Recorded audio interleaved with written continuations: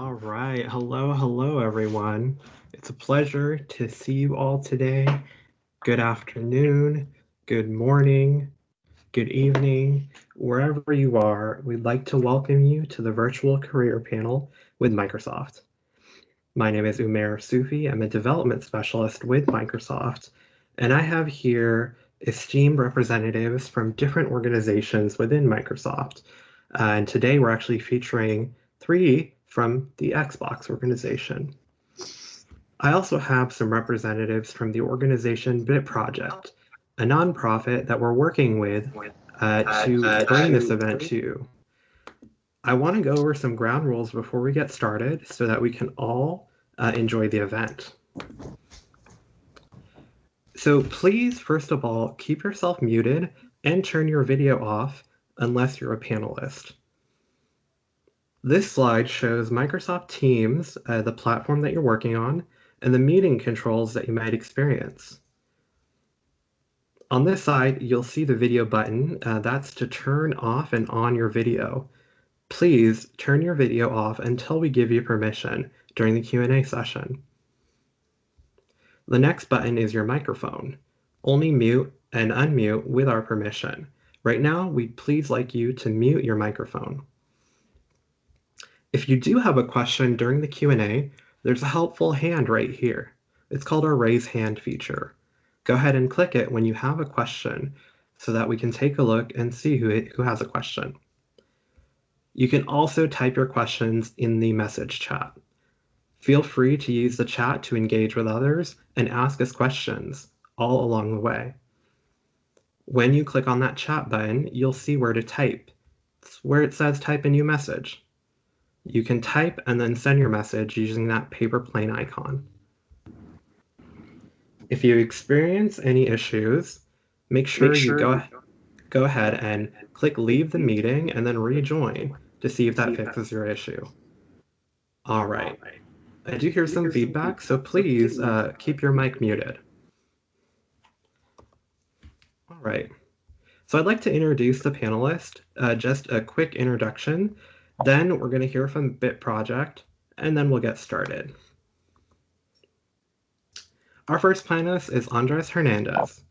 He's a director of electrical engineering at Microsoft with our Xbox organization. We have Christopher Harmon as well, mechanical engineer from Microsoft in our Xbox organization. We have Dylan as well, a software engineering intern at Microsoft with our Xbox organization. And then I'm your host, Umair, a development specialist with Microsoft at large. Thanks again for attending, and we're actually going to hear from Bit Project President, Daniel Kim. Daniel, are you there? Yep. Hi. Thanks everyone for joining today. I know there's a lot of new faces as we started our Discord. So if you're joining us for the first time, or if you don't know what Bit Project is, welcome. This is like our first, I think, collaboration event with Microsoft regarding a career panel. So we hope that you'll enjoy as you can like talk to some industry folks and kind of learn what it's like to work in the tech industry. Other than that, you can find more events like this that will be going on in our Discord under the events tab.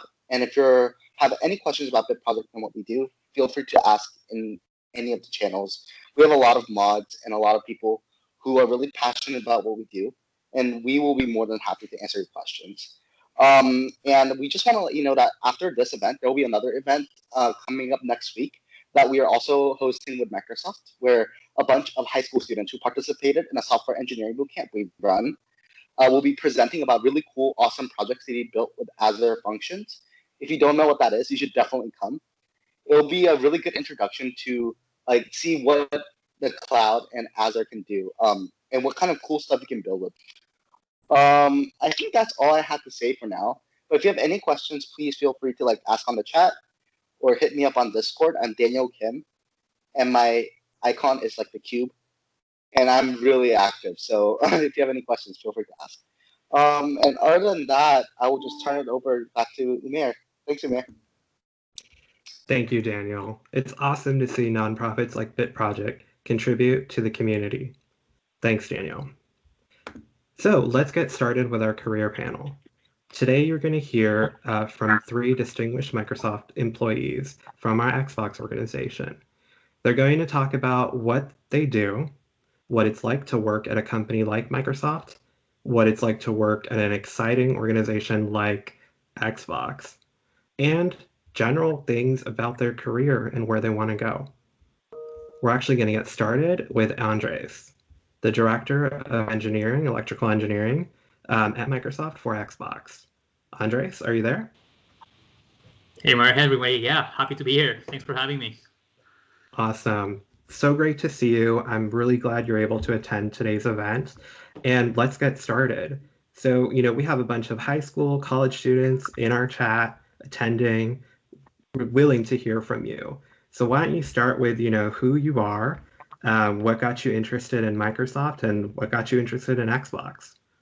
Sounds good. Yeah, actually, let me share. I have a few slides that I put together for everybody here that I can share. Let me know when you'll see them, or do you see them, Meyer? Awesome. I think we see them. Go ahead. Cool.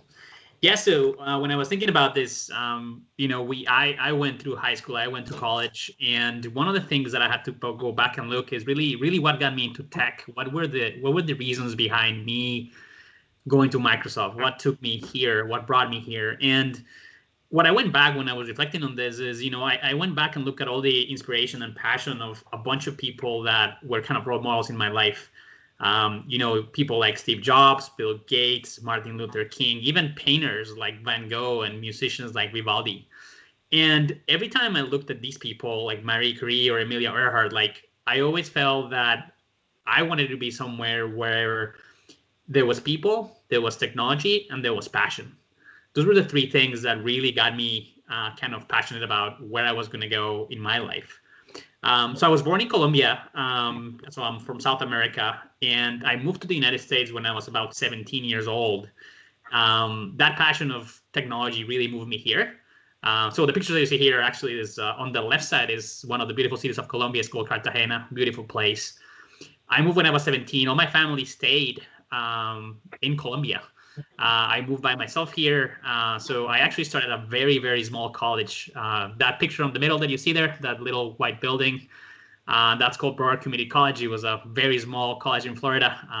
I did not have a lot of money to pay for college, so I started fairly small. The reason why I'm telling you this is because it doesn't matter where you go for school or where you're trying to learn. Like all the education that you get is super valuable. Like this was a super tiny school.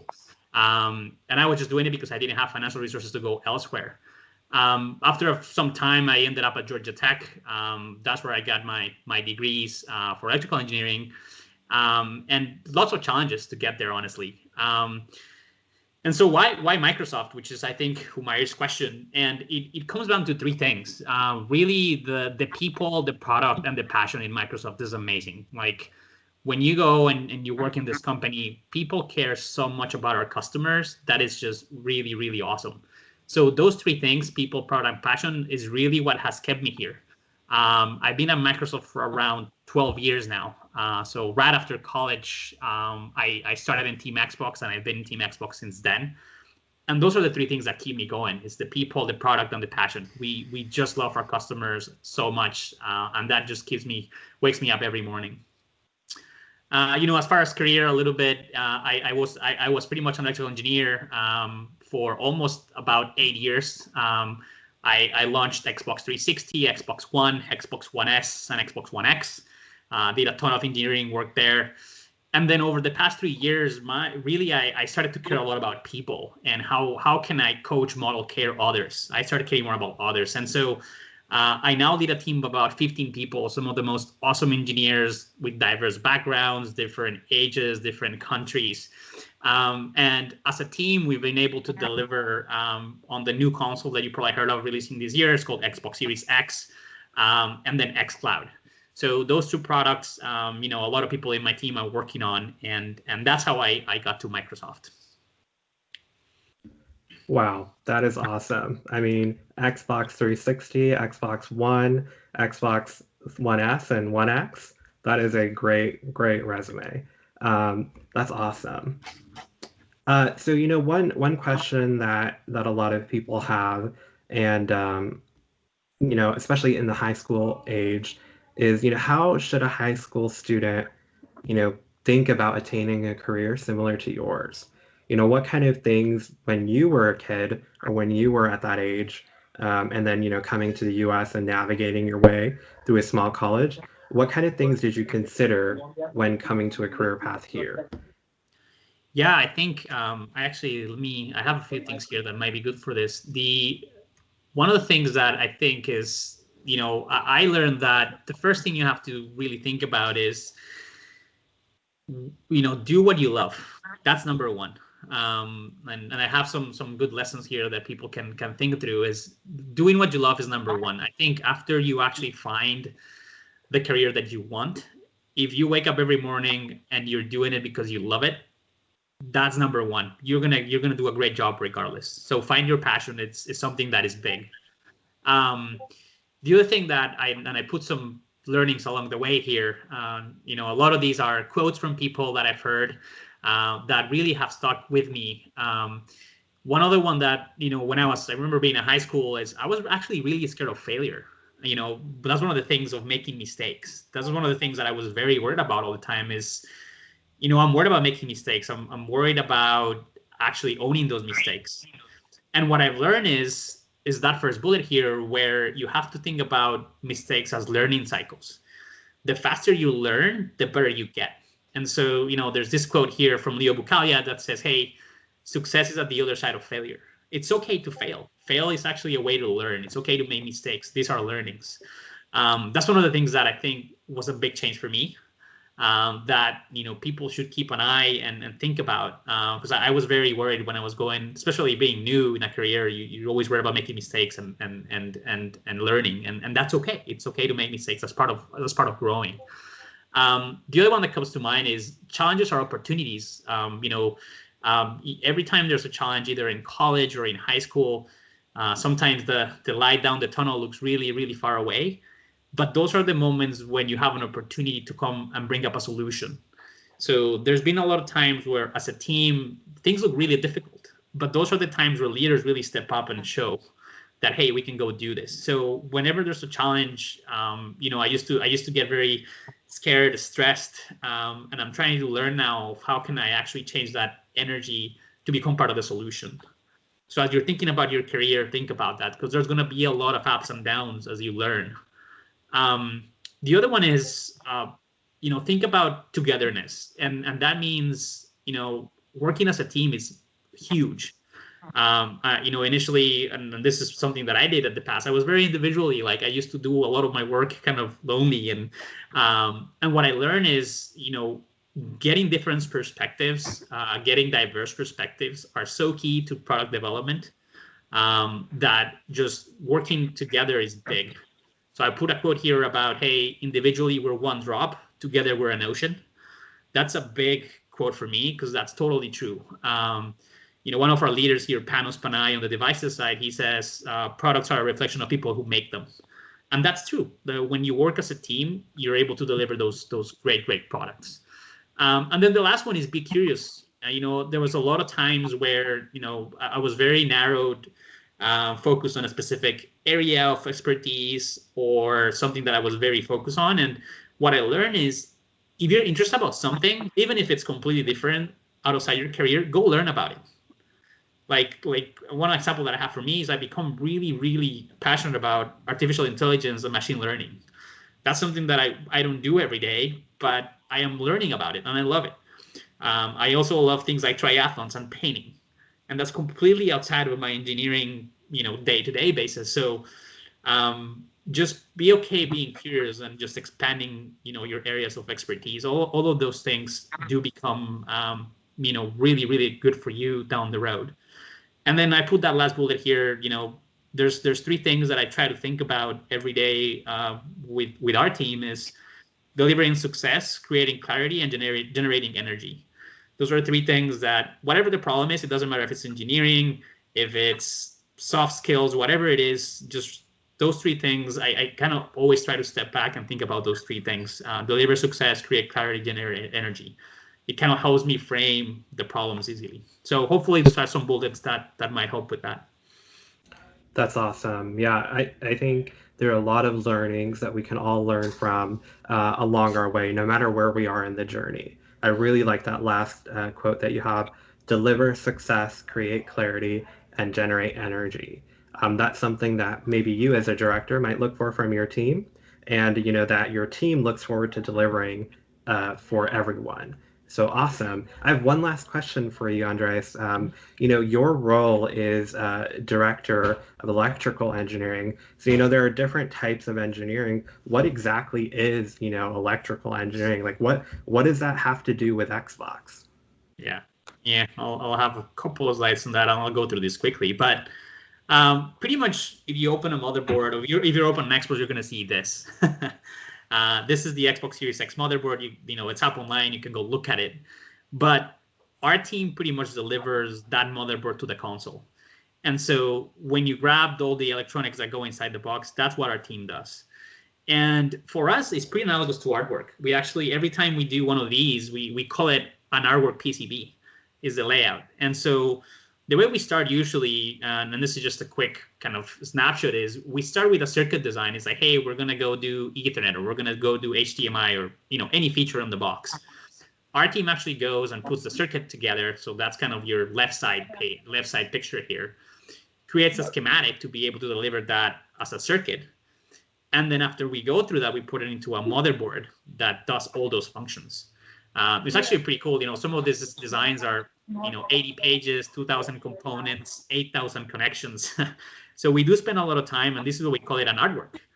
And it turns out into this. This is our outcome. And, there's a lot of items we have to go look at. So I highlighted some of the traces, like each of those traces that you see that go between different circuits. We have an engineer looking at each of those end to end. There's things like power delivery, high speed, where each of our engineers is just looking end to end to make sure that that's just tuned perfectly. And of course, after we do that, you'll hear from Chris later, but we work together to put this together as a product. So even though our team designs the motherboard, we have to go think about, hey, how does this actually go together as a product? So what you see here is on Xbox Series X, we have a split board design, which is what you see on the left. But how do you fit that into a full system, into a console? And that's what you see on the right. And so you can see the middle chassis, you can see the boards attaching to that chassis, you can see the heatsink and the fan and the PSU. And so pretty much our team, after designing that motherboard, we actually have to work very close with a bunch of other teams like mechanical, ID, design for assembly, manufacturing, to be able to make this magical product come together to come up to something like this. So that's kind of what our team does. We start with the electricals, we design all the motherboard inside out, schematics, layout, but then we work very closely with partner teams to actually make it work together. That's awesome. Oh, that's awesome. Thank you so much, Andres. We learned a lot. So for the audience, when you're thinking about questions, make sure you write them down or post them in the chat, and we'll get to them during the Q&A session. But I actually wanted to introduce the next speaker. So I'm going to go ahead and put his profile up here. So next we have Christopher Harmon, who's a mechanical engineer for Microsoft on Team Xbox.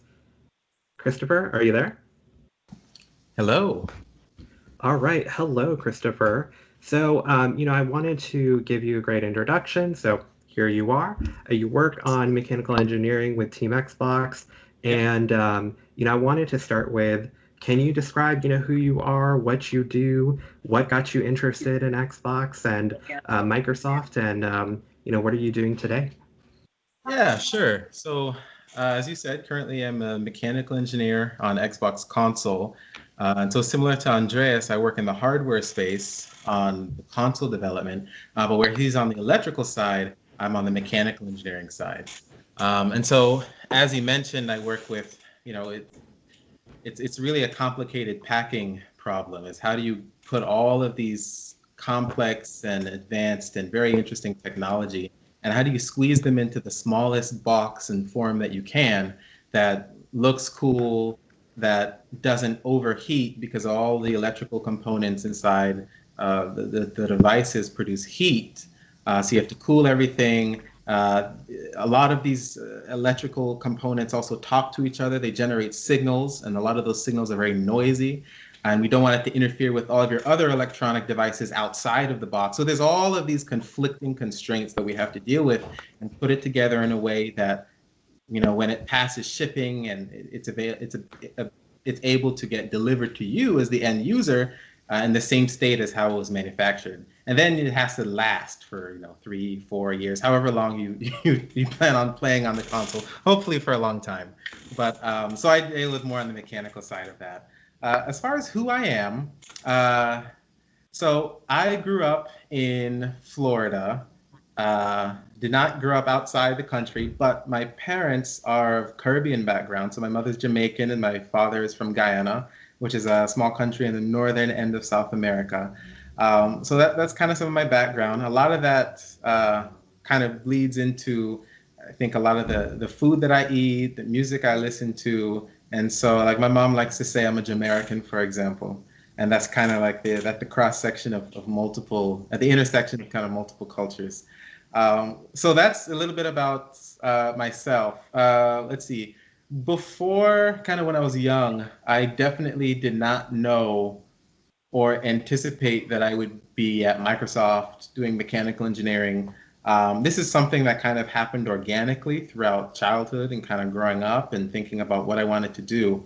Probably the start of it all, I would say. So I'd always been interested in math, but kind of no relation to why that's the track that I took towards engineering. But there was a particular teacher in my high school. I was a retired Navy veteran. His name was William Algren, and he was a stickler for a lot of different things. But he started an engineering technology class at my high school, and that was my first real experience with mechanical engineering. And he had us on, I don't know if you've ever seen those large drafting boards, but they're very big and they kind of can come up at different angles for you to draw on. But these are the kinds of boards that architects would use to draw blueprints for construction and houses, and engineers would use to design different mechanical products that they want to make. But the problem is, it's very manual, it's hand-drawn. Obviously, that's not how it's done anymore these days, now that we have computer-aided drafting and design, and there's a word for that, it's called CAD. But he would start it off to give us some appreciation, as he'd call it, for how things were done the old way. And so we started off drafting and drawing things, and he'd take off 10 points for this, 10 points for that. So that was a fun kind of extreme kind of deep plunge into a little bit of what mechanical engineering might be like, and eventually we got to get on the computers. That sparked a bit of an interest, and so I kind of knew by high school that, all right, I think I want to do something engineering related. And literally my junior year of high school, I remember thinking about needing to apply to colleges and kind of growing up first generation. None of my parents had been through the process before, so I was kind of on my own to figure out, what college would I go to? How do I navigate that process? Is college A right for me? Should I stay in state? Should I go out of state? All these questions I kind of had to figure out on my own. But I remember it all started with a simple Google search. Or I guess I should say Bing search, right? Since this is Microsoft, huh? But no, it was, at the time, it was Google.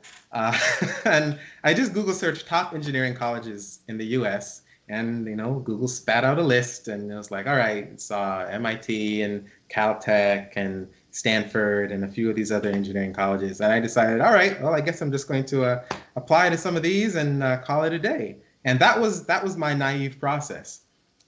Fortunately, I did eventually also apply to an in-state school to kind of balance that out when I did get some advice. But, I kind of walked through this as me really just trying to figure out what I wanted to do. And, every step of the way, there were key events that happened, I would say, that shaped my experience and moved me in a completely different way than I was ever expecting. So I ended up applying to MIT, I applied to Stanford, and coming from Florida, I applied from University of South Florida. Not really expecting much, but I did eventually, I think it was, they always do it on Pi Day on March 14th, 3/14. MIT announces when they've accepted students. And as I found out, I was accepted. My mom was proud of me for about 5 seconds before then I had to go back and continue cleaning up the house. That's kind of how it was. It was a very strict household. And so that's where I ended up spending my 4 years pursuing mechanical engineering, minored in music, but still not really knowing where I wanted to end up. I ended up at Microsoft because I happened to, a lot of happenstance, I think, throughout my story, happened to run into a college recruiter who happened to be at the school and who also happened to be part of the hardware engineering org at Microsoft. And he was actually an Xbox. And so I interviewed with him, and he seemed to like me well enough, and I was able to do well in the interviews that I was able to get an internship at Microsoft and Xbox. And I really loved that internship and kind of the things that it taught me, et cetera. So it's, what got me interested in Xbox really was I had no interest in Xbox whatsoever, had never owned an Xbox console. But what really cued me in was just the fun and engagement that I had during my internship at Microsoft and in the Xbox org. I learned so much. I got to work on real, actual hands-on projects that mattered.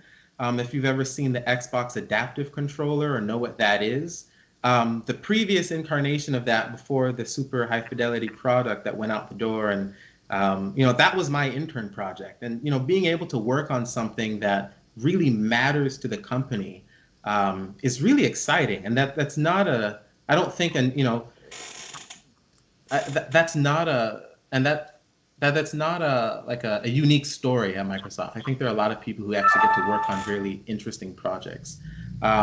So I fell in love with Xbox, in love with Microsoft, and I obviously accepted a return offer to come back after I finished my senior year in college. Let's see. I think that thinking back just kind of throughout the whole process, I know I talked about my mother a little bit, but as far as having a role model throughout this process, I would definitely say that would be her. She's always been kind of that foundation for me. Always a hard worker, always no nonsense, no compromises, no excuses kind of person, very direct, but at the same time, very fun-loving spirit. And I think that balance, even when she would work very hectic and crazy work schedules just to keep us going, was always something that I can fondly look back on. So that's a little bit about myself.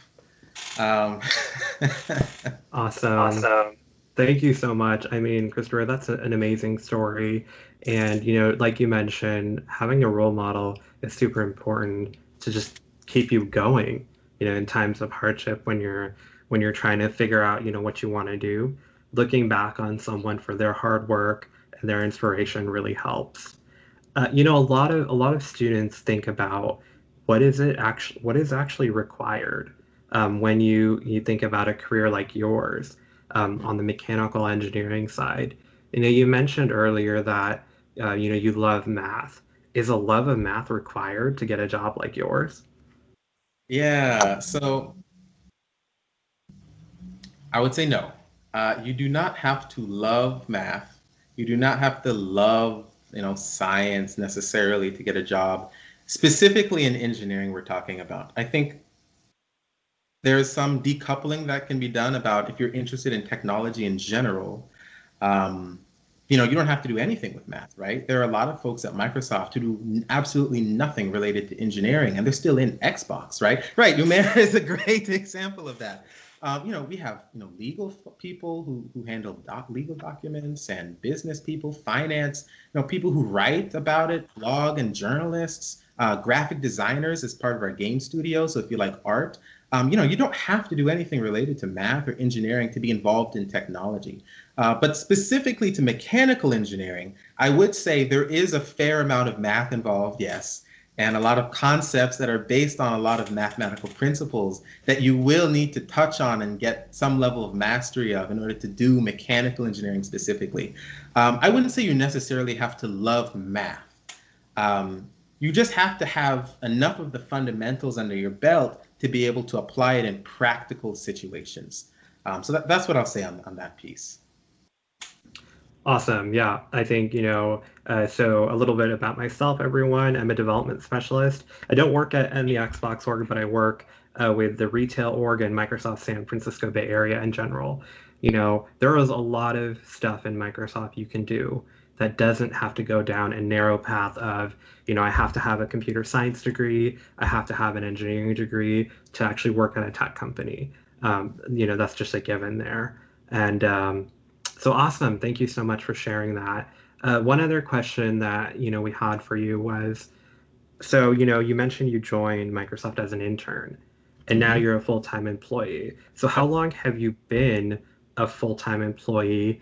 And, you mentioned, having an interview with someone you might have known or someone that you connected with. How exactly do you make that connection when you have no, insight into the company? But then when you're in the company and, you're moving up or, wherever you want to go, how do you also make connections at your place of work? Yeah. So to tackle the first question, 3 years now I've been at Microsoft. Not all of that has been at Xbox. Before that, I was in devices working on Surface Hub. I don't know if any of you've seen a Surface Hub. They're not usually in kind of the end user. It's more of the business facing part of where Microsoft sells to. But 3 years at Microsoft. As far as making those connections and how do I end up here, both from outside the company and then what to do inside the company, I think I'll tackle those separately. I think step one is really what a lot of you are doing right now, this very second, right? It's reaching out to learn as much as you can. It's gaining experience, getting exposure to people who are where you want to be. I think that's a very key first step. And so, a little bit of pat yourselves on the back for really being interested in learning about how you can get somewhere that excites you, that motivates you, or even just to learn more about fields that could potentially excite you and motivate you. Definitely number two, continue to be who you are. And what I mean by that is if there are things that you are passionate about that really interest you, that excite you, those are the things that make you unique and will help you to stand out versus others. And so, whatever that may be, that does not have to be related to technology. Like I said, I got a minor at MIT in music as well. Music and musical performance is also something that I'm super passionate about. Has almost no overlap with my day job. Actually, none, like zero overlap with my day job or what I do in the office. But it's still a part of me, and it helps me stay grounded and makes me a more well-rounded person. So definitely keep doing all of those things, whatever that may be for each of you. Obviously, excel in school, for sure. If you're going to college, excel in college. Again, it doesn't have to be in engineering or computer science, but treat your academics as your own career right now, because that's sort of the stepping stone that you have in order to branch off into other future careers with different companies, etc. As far as what to do when inside, the company, I think that one interesting piece, and this is one thing that I had to learn when I was in Surface, was communication is key. Collaboration is key. Reaching out whenever you need help or you don't understand something or you're blocked by something is very important, and it's not a sign of weakness. Asking questions is never a sign of weakness. It's just a sign of you looking to improve yourself and to learn information that you need that will not only make you better, but benefit the entire team and everybody else who's depending on you. I like to frame this as far as people in high school and college. Don't be afraid to be, that person who always has their hands up asking the professor a question in the middle of lecture. Chances are half the other people in the class also have the same question as you, but they're too shy to ask it in front of everybody else. And I saw that a lot in college. And just being comfortable asking those questions will, again, not only help you, but help the team around you. And being able to understand that, yes, independence is important when you're in the workplace. It's good to be independent and show that you can do things. But if you really need help with something, just go ask for the help. Collaboration is key. It's the key to getting more done in a better way and more efficiently. So it overall just benefits everybody. The second thing I'll add to that is talk to people, acquire mentors, acquire people who you can trust to tell you honestly how you're performing, how you're doing, help you to get where you need to go. So, if you're a junior mechanical engineer, maybe find a senior or principal mechanical engineer, or someone else in an adjacent but somewhat related discipline who can give you some pointers, give you some feedback, give you some guidance. So, that way you're not reinventing the wheel, you're not taking shots in the dark. You kind of have a general idea of, where you might want to go, some things you might want to do. You can leverage the experiences of those who've already come before you. There's a nice little term for this that I've heard used. It's called the board of directors. So just like a lot of companies have a board of directors, Fortune 500 companies, these are the people who kind of guide the overall trajectory of a company, hire and fire the CEOs. They're kind of important. We need to treat our own selves, our careers, our own brands just with the same level of importance as some people treat the trajectory of Fortune 500 companies. They have boards of directors with specific industry experience to help them in certain areas. And there's no question why we shouldn't have the same for ourselves. So, find somebody or a couple people who you trust who can direct and guide you to give you pointers and feedback in areas and just kind of expand your knowledge and help you to grow at hopefully a faster rate than you'd be able to do on your own. Awesome. Yeah, a couple of people have been talking in the chat about, it's great to connect with people. But during this, this time that we're in, especially with our pandemic going on, around the world, how do you recommend to reach out and make connections during this time when we can't really connect with each other on a face-to-face basis? Yeah. So I will say there is a bit of, I've heard it called, or I've called it like the intern hat, but it's also to some extent like the early in career hat. You're generally shown a fair bit of leniency to just kind of reach out to people and just cold email them, just random email or talk to them, send them an instant message on the Teams platform that we use at work to communicate. And especially if you're an intern, but also for a period of time when you're early in career, there's a lot of kind of higher level folks who will pay attention to you specifically because you're early in career, you're an intern. So definitely when you're just starting out, that's something that you should use. And I don't want to say use and abuse, but definitely be comfortable just sending if somebody's doing something that you find really interesting, send them an email about it. Say, hey, I'm an intern, or I just started last week. Can you share some information? And chances are, especially at Microsoft, I found people are very responsive to uplift people who are just starting. And also, in general, people like to talk about the work that they find interesting with other people who share that they find that work interesting. So you're kind of getting, the double whammy there. It's they'll always be supportive of people who are just starting, and people generally like to talk about themselves and the work that they do. And usually I think you'll probably have a lot of success, especially earlier on. Just reach out to people out of the dark, even if you've never met them face to face. Just go for it. You never know what might happen. That's great advice. And I definitely recommend all of you take a look at LinkedIn.com. It's the best place to reach out for people. And by the way, shameless plug here. We have some LinkedIn classes going on Microsoft.com. You can sign up for a virtual class and learn how to get the best profile. We loved hearing about your stories, Christopher. One more question for you. Sure. You mentioned, a lot of people at Microsoft love to talk about what they're doing and what interests them to other people. So here's a question. What is the most interesting thing you're either working on right now, if you can tell us, or that you've worked on in your career here? Yeah, I think I feel like I'm a little fortunate to say that I think the most interesting thing that I'm working on is what I'm working on right now. It is certainly related to, as you may have been seeing with the Series X and all that, new and upcoming console development that's going on. So I can't speak about a lot of the details of it, but I can speak generally at a higher level. I've started and kind of stepped into a role where I'm now leading a lot of the development work on it and some of the work that's going on there in the mechanical engineering space.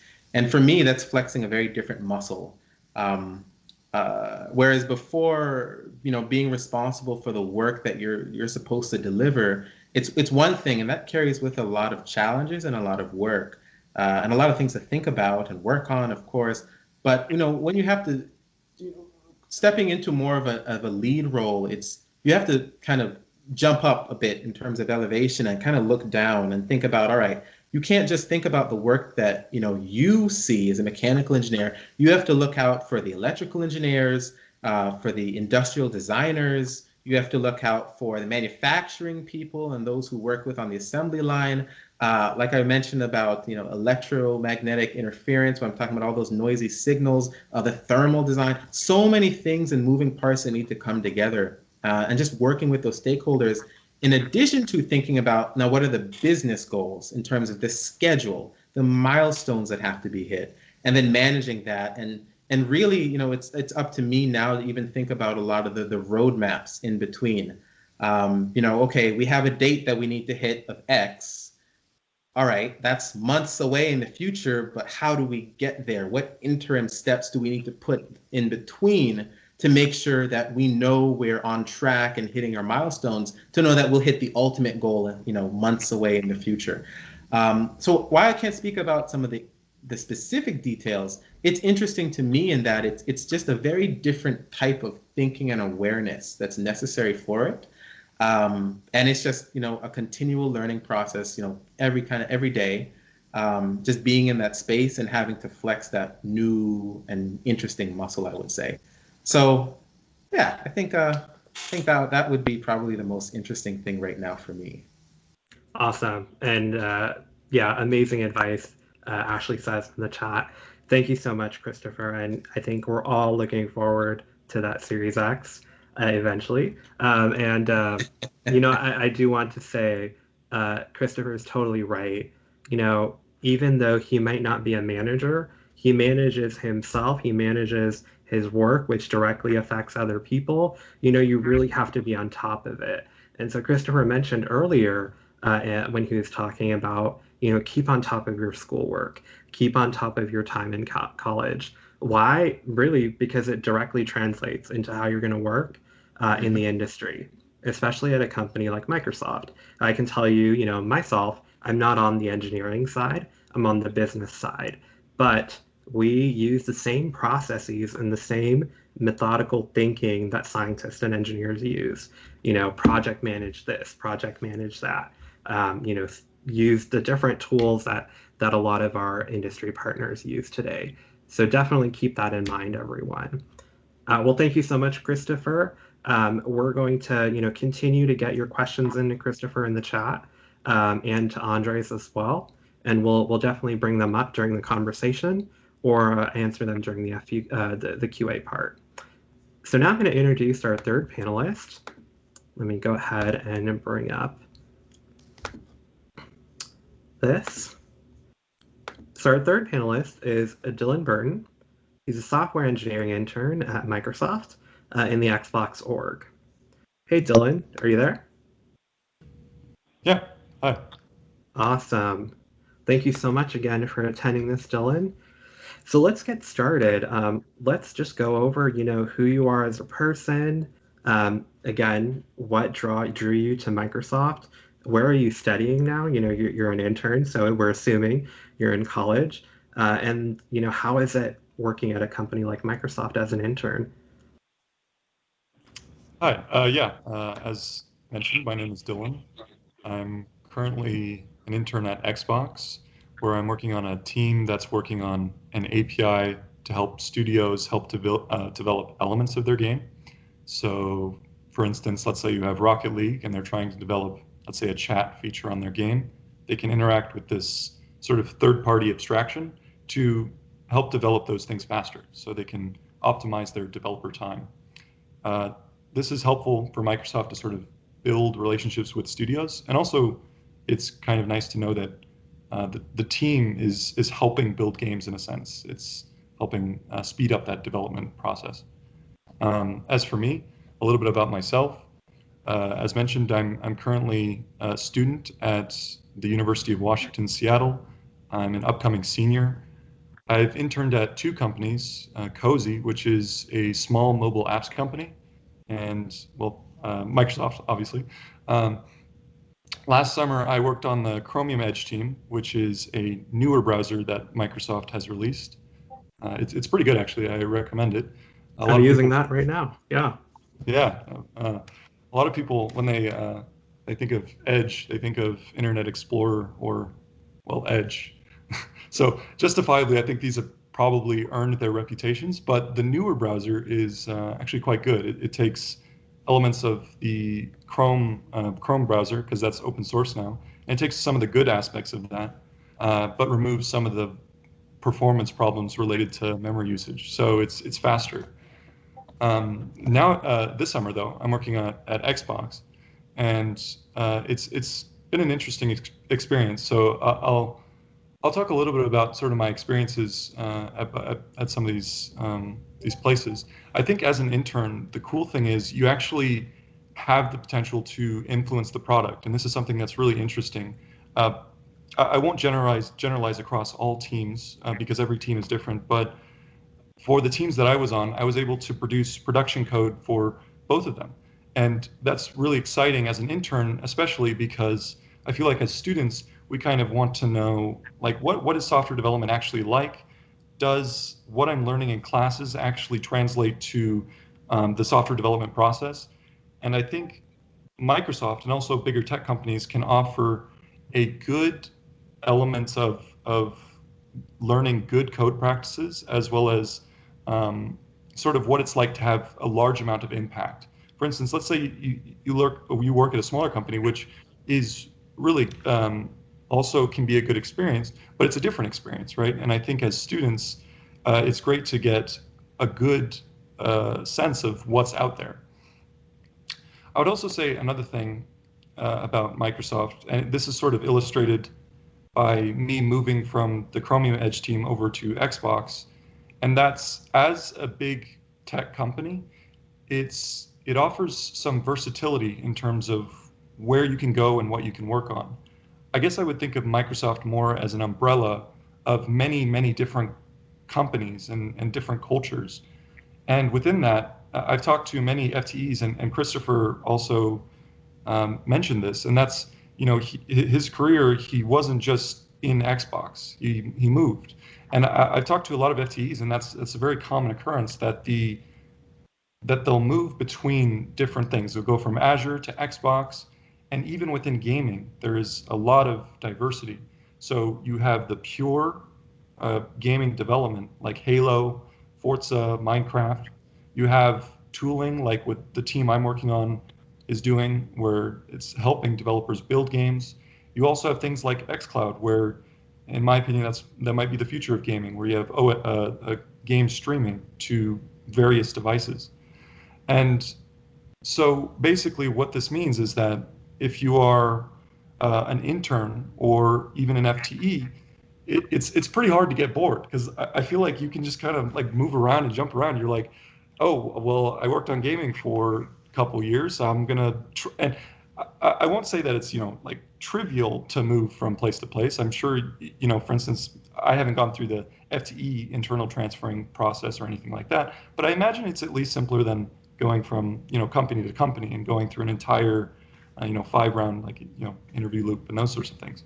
So that's sort of my opinions on that. And as an intern, there are a lot of events that are very interesting, and what was mentioned before and is very important is that as an intern, you're given a lot of leniency as well as opportunities to sort of do very well, and people are sort of throwing these opportunities at you to learn and take advantage of the resources available to you. And this is, I think, really valuable for people who are early on in their career and are and want to sort of absorb as much information as possible. So, for instance, I'm attending every week this internpreneur speaker event series, and it's effectively people that have worked at Microsoft that have left and built a company a lot of the times, and came back frequently. And they would talk about what it was like to leave and actually build a company. And so those are sort of very valuable experiences, and you can also build these connections with people that have done really impressive things. And I would also say there's also many events like the Intern Hackathon and Intern Day, where you can, and at the hackathon specifically, it's company-wide as well. So a lot of people are building really interesting things.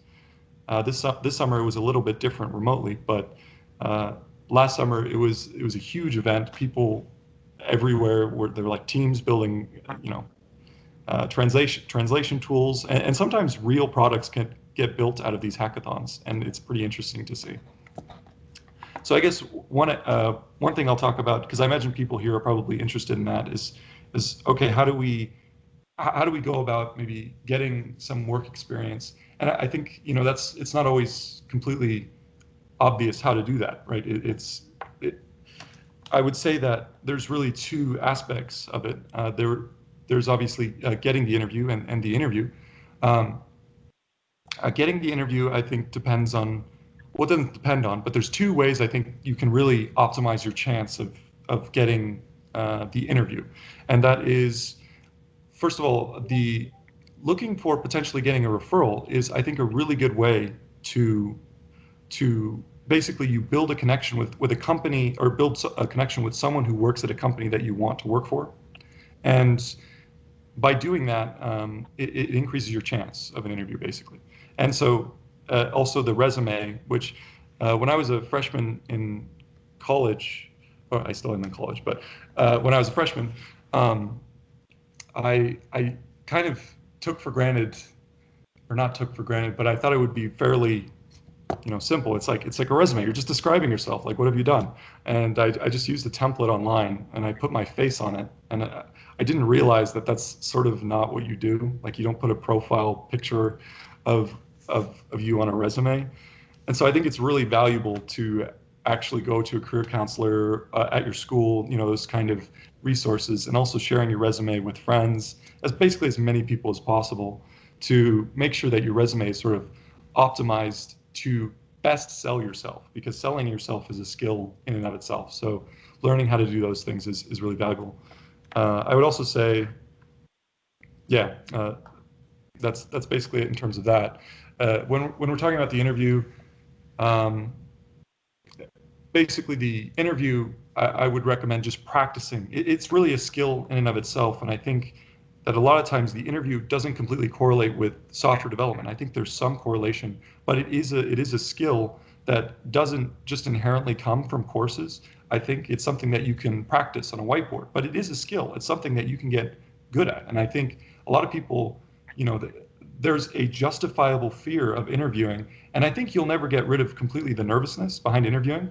But I know for me personally, I have bombed a few interviews, and those it's a great experience because they act almost as an anchor. Because if I interview now, I just think, well, can it get worse than that? And I feel like sometimes people fear the unknown more than they fear the thing itself happening.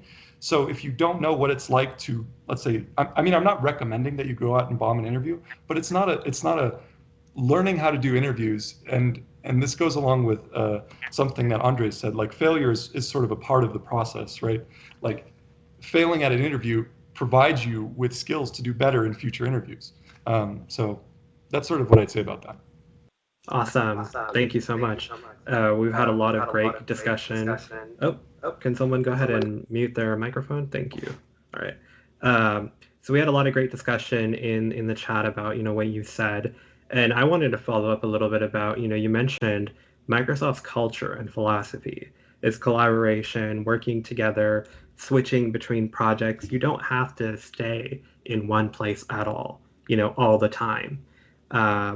So for students in college and even in high school, are there some types of activities that they should be doing that could be added to a resume, that could be demonstrated that they understand Microsoft's philosophy when they're applying?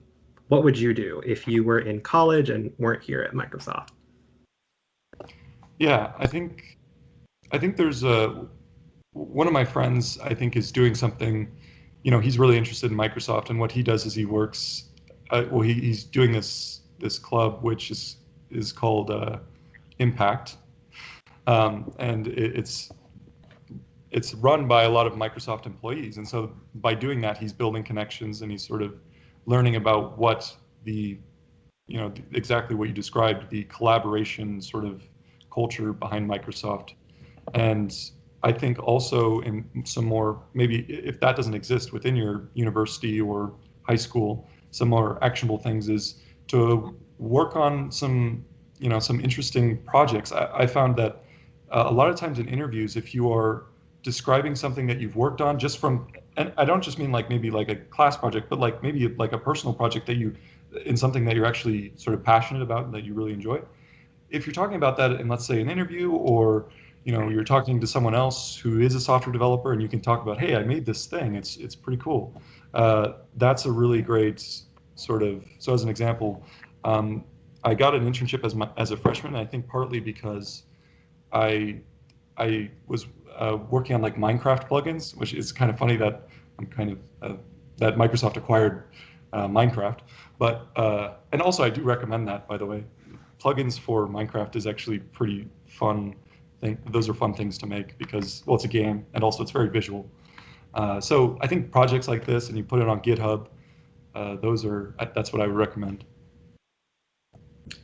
Awesome. Going into the recommendations of types of projects, would you recommend like a set of programming languages to know if you're going for, the certain vertical that you chose, software engineering? Is there something you recommend? I know languages change all the time, but, for yourself, did you find something helpful, a set that you went over before you applied for an internship? I'd say it's if you're really interested in learning another language because you find interest in doing that to build your project, I would say, yeah, go ahead. I would say probably more value is because programming is sort of a means to an end. It's like, it's kind of having like a hammer, or like you have a giant tool set that you can use. I think, it really just depends on whether you want to focus on the project that you're building. Like, let's say you're making Minecraft plugins and it requires using Java, then by all means, Java is a good thing to learn. I think I would say though, maybe learning at least one or two. Okay, so I have some actionable advice. I think probably learning one language really well, it would be very helpful instead of sort of branching out among everything, but not learning the intricacies and how to write idiomatic code in those languages. So if you spread yourself too thin, I mean, I don't think it's at the end of the world, but it might be a little bit helpful for you to really master one language. Like, for instance, all my courses are effectively in Java, besides my operating systems course. So. Awesome. And yeah, Tetsuya says, do you guys ever use Python? Yes, definitely. Especially in a lot of our orgs like Azure and other types of orgs. Awesome.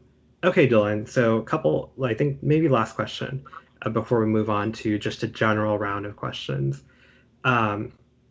Is there something that you wish you could do over in your process to becoming an intern and really just being at Microsoft? One thing is work-life balance really a thing at Microsoft? Is something there that you might have done over? Basically, do you have any regrets right now? Yeah, so for the work-life balance thing, I think it sort of depends on the team I'm at. Generally speaking, though, Microsoft does have seemingly a good sort of balance between these things. I would say, if you're maybe working on Halo right now, it might be a little different. There's probably a bit of a crunch, I'd imagine. But and as for the things I regret, I think really, I remember I was really, really scared of interviews. Like, that was something I was just like, and I feel like it's very natural, right? You're going, people are looking at you while you're trying to potentially do some problem solving or something.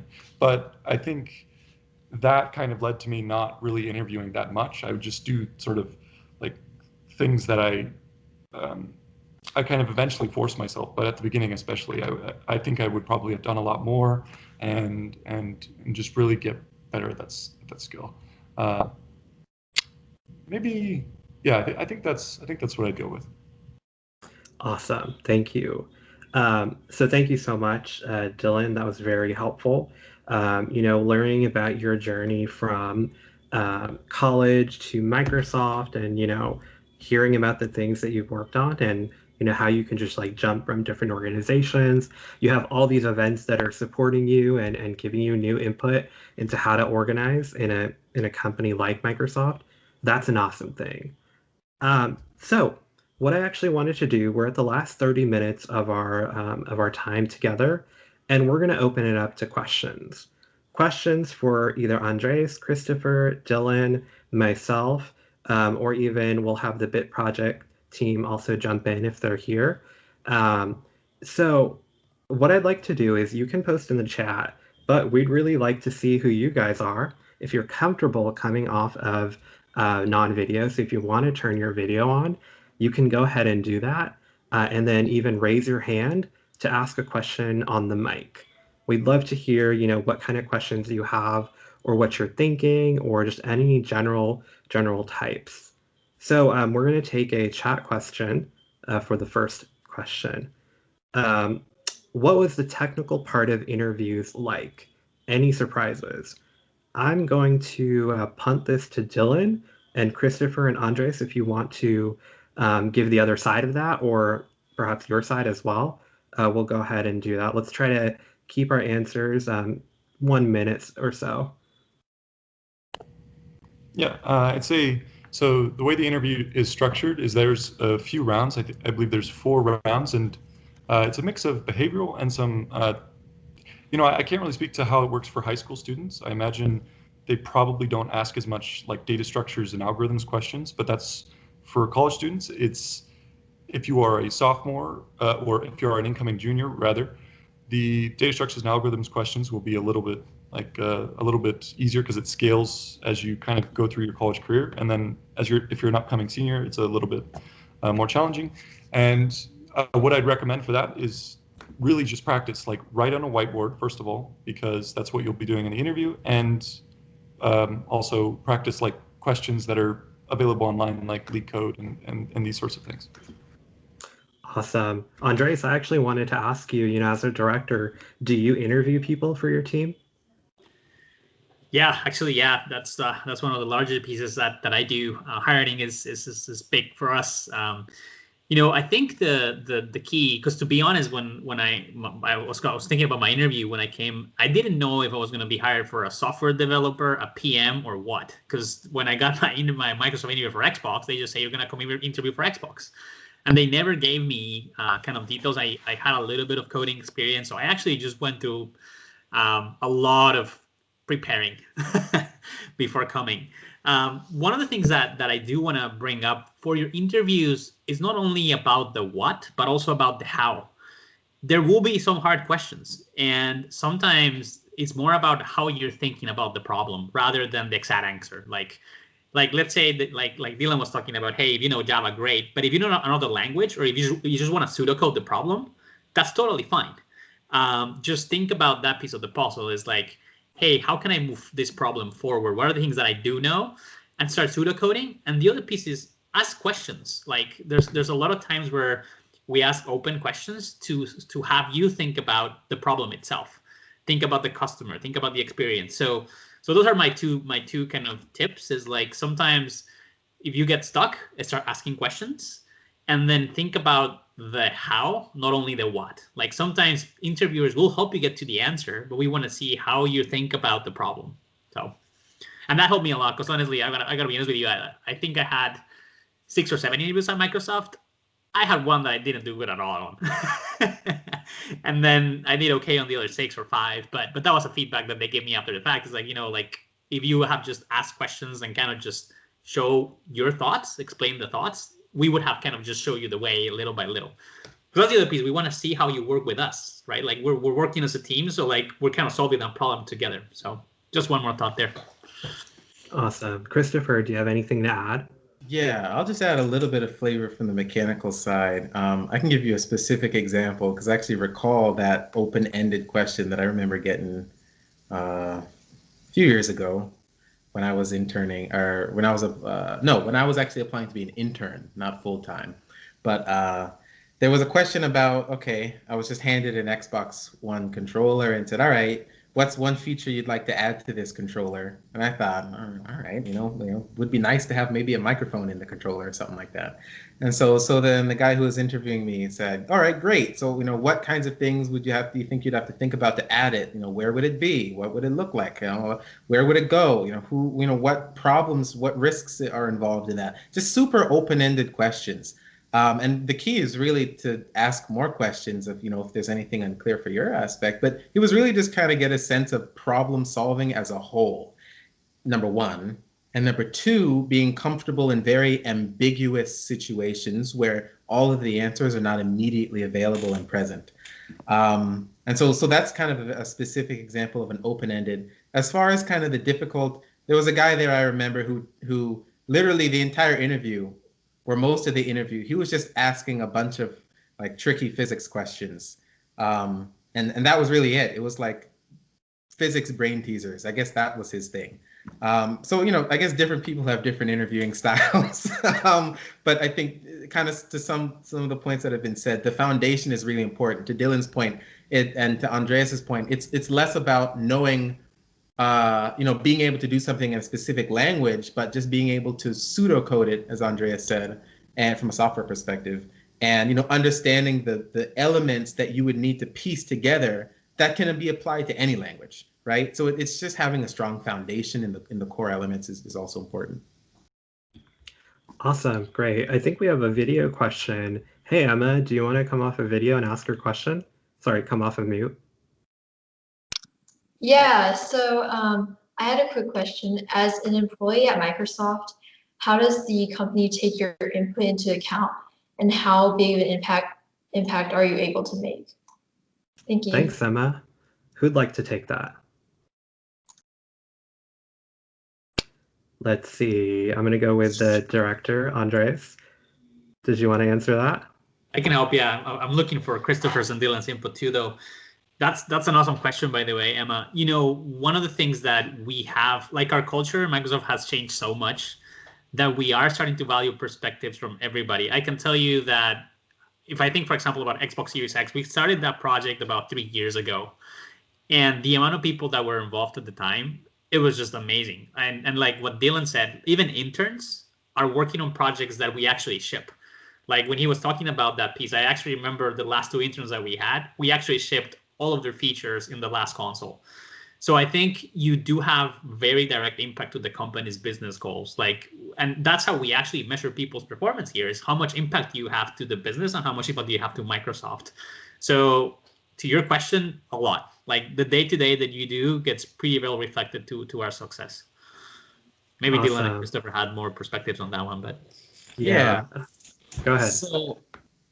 So yeah, I can add to that.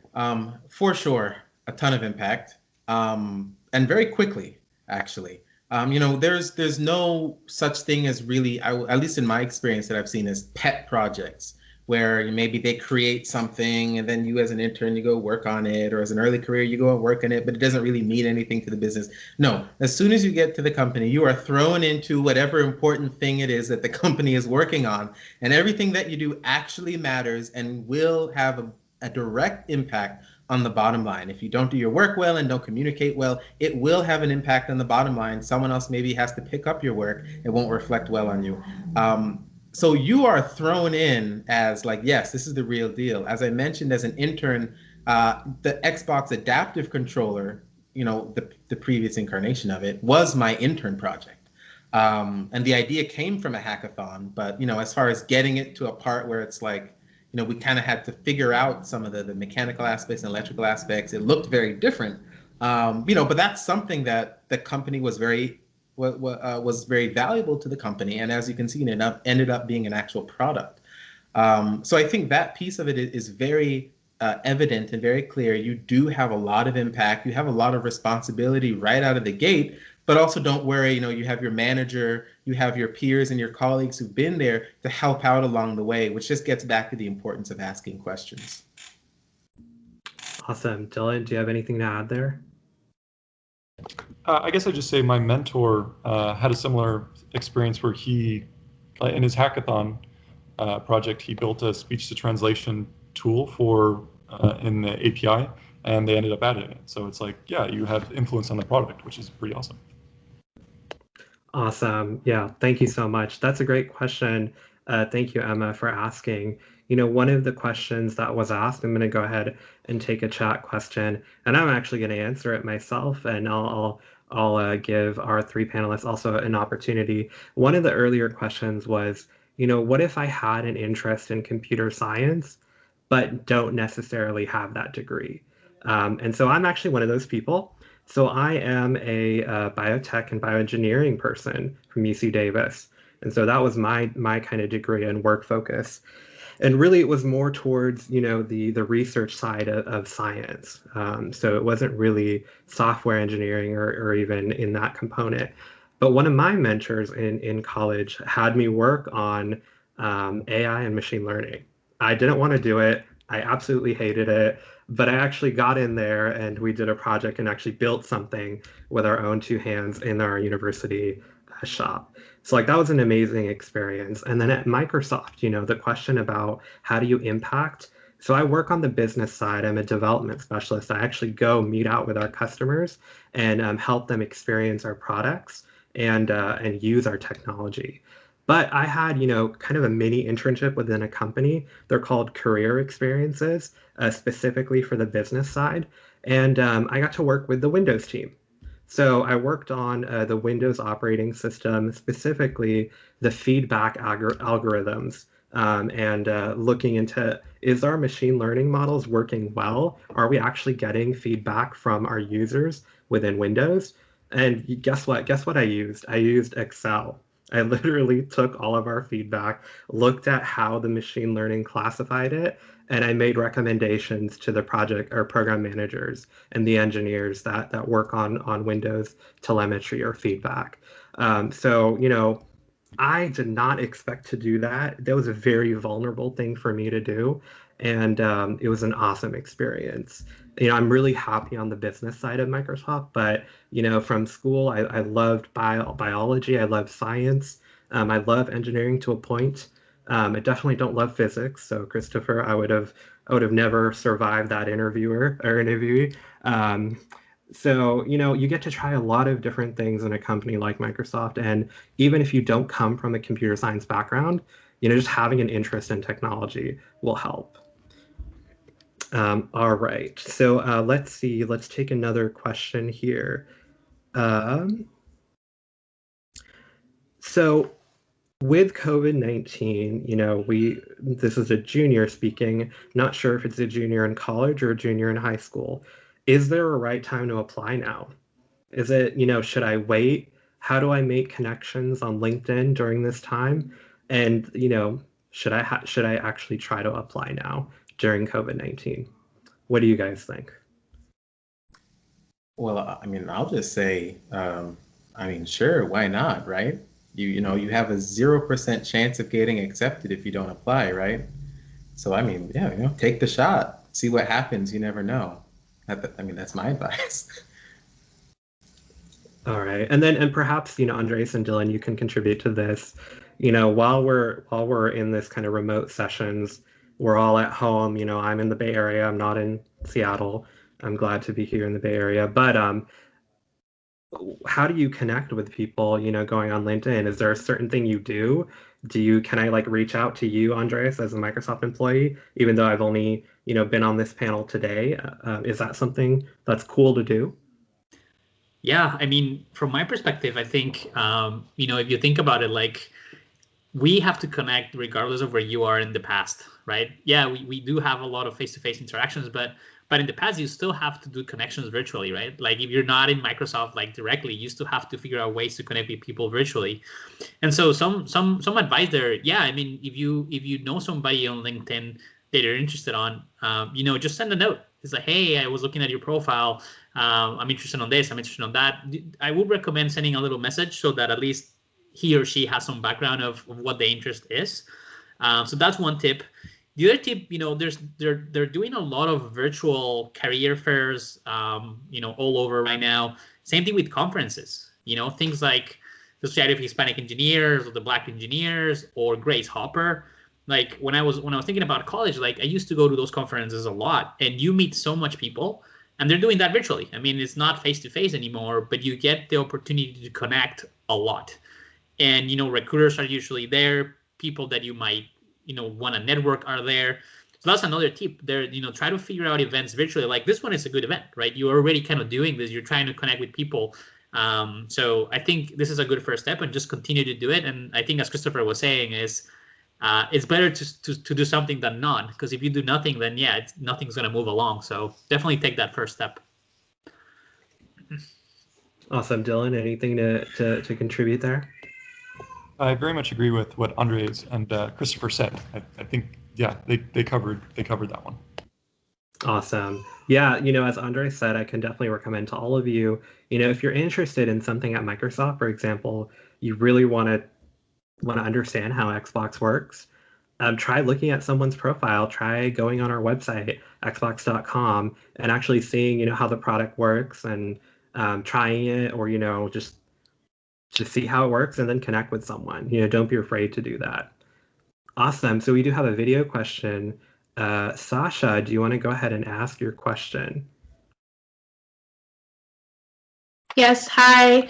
I wanted to ask, I hear a lot of the advice seems to be for like high school and college students.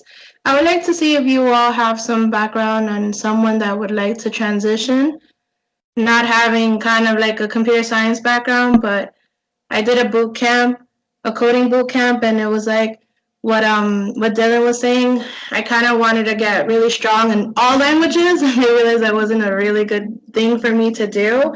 So just thinking of someone like myself who already has experience, how would you suggest me trying to transition? Thank you. Thank you, Sasha. All right. Dylan, do you want to go ahead and take that one first?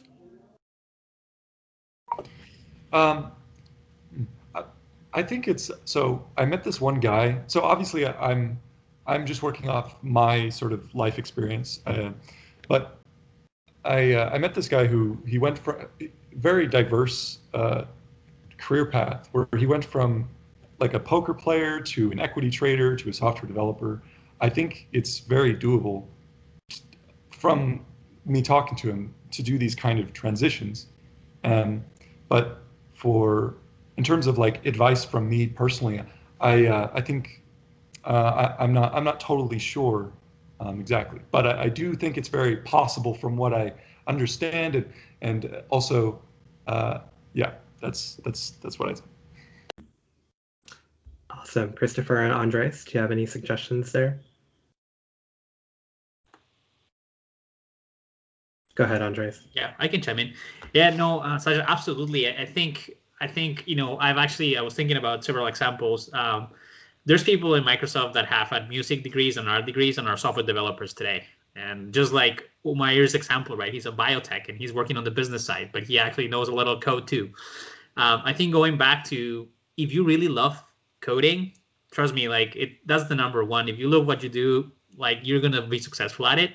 So I don't think just giving it a try, it's the first step. And then just know that people at Microsoft are really willing to help you. Like I can tell you that besides engineering degrees and all that helps, but I actually learned a lot in the job. Like I didn't know how to do a motherboard layout out of college. No idea. I knew how to draw a circuit, but I had no idea how the process to actually get a product out was. That was our learning on the job. So I think the pattern here is, if you have the fundamentals and you love that and you have the passion for that, like Microsoft or anyone else will give you that opportunity for you to go and shine. So if you love it, just pursue it. And yeah, as Dylan and Christopher was saying, definitely the people with different career backgrounds and doing that change is something that is totally possible. Awesome. Go ahead, Christopher. I agree there. The fundamentals I think are important. I definitely remember as a senior in college, there was an alumni event, and there was a whole bunch of alumni from the college there and talking about their paths. And at one point, one of the speakers asked all the alumni, I was like, all right, they were talking about what they majored in and what they started their careers off in. And then she said, all right, now raise your hand, if you are still doing now, 5, 10, 15 years later after graduating high school, college, what you actually majored in and started your career off.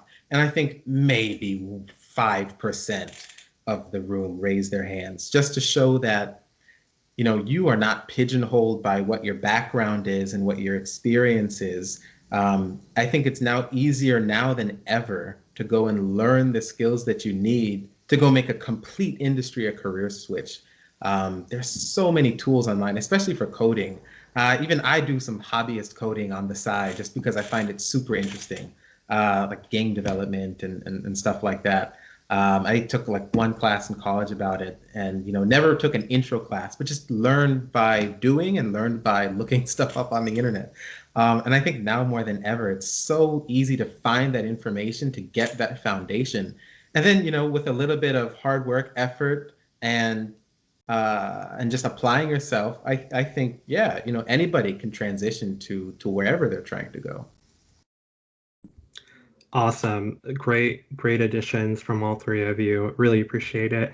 We're going to take one last question because I do actually want to show you guys a little bit about our careers website to get you started at exploring what's at Microsoft. But we have a last question here about mental anxiety and stress. So, you know, we have, you know, in our jobs, no matter where we work at a very dynamic and large company. You know, we're constantly looked at in the media, we're Fortune 500, you know, all of that. So there are some expectations for us in how we achieve our business goals. When you're doing that, how do you guys deal with the mental stress and constant anxiety into making yourself, you know, the ideal person? And then, you know, translating to high school students and college students, you know, they're trying to make themselves the ideal candidate for these jobs. So, you know, how do you guys deal with stress and anxiety? We'll go with Christopher first. Sure. I think that first and foremost, understanding that, you know, there is no ideal, right? It's not like you have to hit some perfection or you have to, you know, be 100%. I think it's number one, just realizing, you know, we're all human beings. We all have things that we need to learn. We're bound to make a mistake at some point in time, and it's less about not making the mistake. It's more about how do you learn and grow from the mistake and turn it into a teaching event. You know, Umair, you talked about working for a Fortune 500 company, you know, being potentially in the news, working on products that get viewed by millions of people. And you know, and with that, there does come a little bit of, oh, you know, we don't want to mess this up, or talking about, you know, we take privacy very seriously in terms of making sure information doesn't leak. And so all of that is definitely very important. And sure, you know, milestones get squeezed, you know, it's just kind of the nature of the industry in terms of, you know, what happens. And all of these things can pile on stress. I will say, though, that I do think Microsoft has a pretty good work-life balance overall. There are periods where you do feel a little compressed with deadlines, etc. But I do know also have colleagues who've gone to companies that shall remain unnamed and have come back after a year because they decided, you know what, I don't need, you know, all of that excess stress on my life or my family, etc. So I think the work-life balance is important, and also just communicating about what your actual capacity is. It's okay to say no. If realistically you cannot do something, I think it's actually very respectful to be able to decline it and say, actually, I have a lot on my plate right now. I don't think I'll be able to get to that right now. And that does a couple things. Number one, it protects your time, which is the one resource none of us can buy more of, right? But number two, it also tells the other person that you have a good manage and hold of your own schedule to understand where your limits are, because we all have limits. And so I think that's very important. In addition to that, you know, taking vacation, it's something that I think generally speaking broadly, stereotypically as Americans are really bad at taking vacation. But it's something that's really important to kind of de-stress, unwind, disconnect for a while. So definitely, taking breaks, intentional vacation, intentional fun, and building that into your schedule are all ways to kind of help mitigate that. Awesome. Who would like to go next? Andres, Dylan, do you guys have any tips? Go ahead, Andres. Yeah, sure. Yeah, I think the other piece is, at least for me, is actually finding something else outside of work. And a company like Microsoft you should have time to go do that. I myself have things like I love doing triathlons as my hobby, biking with my wife, volunteering, and then spending time with friends. What I started to figure out initially, I was actually working a lot early in my career, and at some point there's no you don't get enough return back of how much you work. You actually do better by taking that break. And I was going back. There's been a lot of times where I solve problems when I'm on my bike, or when I'm swimming, or when I'm walking on the forest. Like those moments where you actually unplug out of work actually make you better. So when I'm stressed, sometimes the best thing to do is actually just step off work for some time and take that time for you. So that's number one. And again, a company like Microsoft will allow you to do that. As Christopher was saying, you should know how much you can tolerate, right? But that's a really good way. Just find things that you love, that you like, that are outside of work, and that just gives you a very nice mental break. The other piece is, I think I totally agree with Christopher. There's no really ideal candidates. I think the way to think about it is, as we discussed along these lines, is find the work that you love. Find something that you really want to go do. And as soon as you find that, like, things start falling into place because you want to achieve that, because you're interested on it. So as soon as you find your passion, like, you will be that ideal candidate. But definitely you don't have to, hey, this is the perfect candidate I have to try to be. I think if you find what you love, that's the key, because things are going to fall into place. So just some thoughts there.